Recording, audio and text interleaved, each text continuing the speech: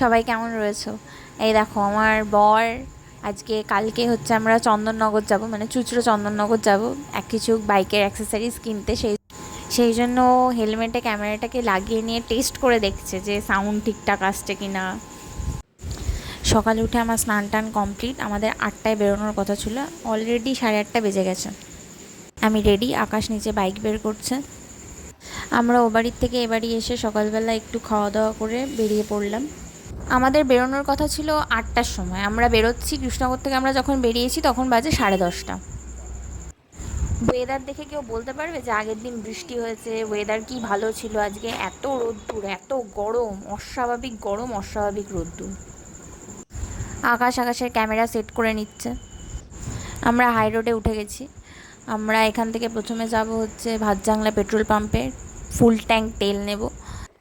তারপর আমরা শান্তিপুর যাব। শান্তিপুর থেকে আমরা চন্দননগর কিভাবে যাব, সাথে থাকো, আস্তে আস্তে জানতে পারবে, ভিডিওটা দেখতে থাকো। তার জন্য দেখো হাই রোডে কি ভয়াবহ একটা অ্যাক্সিডেন্ট হয়েছে, দুধের গাড়িটার সমস্ত দুধ পড়ে গেছে।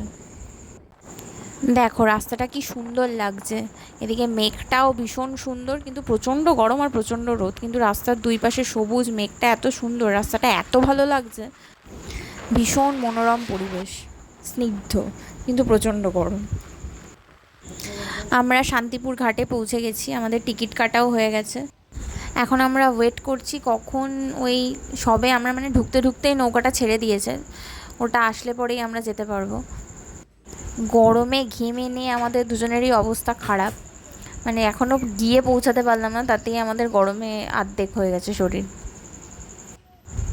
বাচ্চাটাকে দেখো মগ দিয়ে কি সুন্দর স্নান করছে, ওর স্নান করা দেখে আমারও মনে হচ্ছে জলে নেমে পড়ি। এত জল, এত সুন্দর ঠান্ডা, সত্যি সত্যি এই গরমের মধ্যে সবাইকে স্নান করতে দেখে আমারও মনে হচ্ছিলো একটা ডুব দিয়ে আসি। নৌকাটা চলে আসার পর সব যাত্রীরা নেমেও গেছে, এবার আমরাও আস্তে আস্তে যাচ্ছি। দেখো কি সুন্দর লাগছে, একদিকে জল, একদিকে আকাশ, ওদিকে সবুজ, মানে প্রকৃতি এক অপূর্ব রূপ। আমরা শান্তিপুর ঘাট থেকে গুপ্তিপাড়া ঘাটে ঢুকছি। আমি এই কৃষ্ণনগর থেকে চুঁচুড়া যাওয়া এবং সমস্ত কিছু কেনা আর যা যা করেছি সেই ভিডিওগুলো পরপর একটা একটা করে দেবো, একবারে পুরো লং ভিডিওটা দিচ্ছি না। আর আমার বড়মশাই আগে নেমে, ফার্স্ট নৌকা থেকে আগে নেমে একদম তত্তরিয়ে চলে গেল, পেছনে যে আমি আছি ভুলে গেছে। যাই হোক, নেমে গিয়ে না দাঁড়ালে ওখান থেকে যাতায়াতেরও অসুবিধা হবে, আমি এমনিই বললাম একটু মজা করে। এবারেও দেখো সবাই কি সুন্দর স্নান করছে, আর হাঁসগুলো ওদের সাথে জলকেলি করছে একই সাথে। আমি সবার পেছনে পড়ে গেছি, একজন ওয়েট করতে করতে ক্লান্ত। আমরা গুপ্তিপাড়া থেকে বেরিয়ে জিটি রোড ধরে যাব। এখানেও দেখো রাস্তাটা কি সুন্দর, চারিপাশটা কি সবুজ, সবুজ আর সবুজ, আবার মেঘও করছে। আমার তো মনে হচ্ছে বৃষ্টি নামবে, আমাদের কোথাও ওয়েট করতে হবে বৃষ্টির জন্য। কিন্তু দেখতে ভীষণই সুন্দর লাগছে, দুই পাশটা এত সুন্দর লাগছে। একটু কিছুটা যেতে যেতে মেঘলা, কিছুটা যেতে যেতে প্রচণ্ড রোদ্দুর, উজ্জ্বল, বেশ ভীষণই ভালো লাগছে, কিন্তু প্রচণ্ড গরম। এবার আমরা একটু দাঁড়িয়েছিলাম, প্রচণ্ড জল তেষ্টা পেয়েছিল, গলা শুকিয়ে কাঠ হয়ে গেছিলো, জল নিয়েছিলাম আর জুস টাইপের কিছু খুঁজছিলাম, কিন্তু ওই দোকানে কিছু ছিল না, শুধু জলই ছিল, তাও বড় জলের বোতলও ছিল না, একটা ছোটো জলের বোতল নিয়েছিলাম।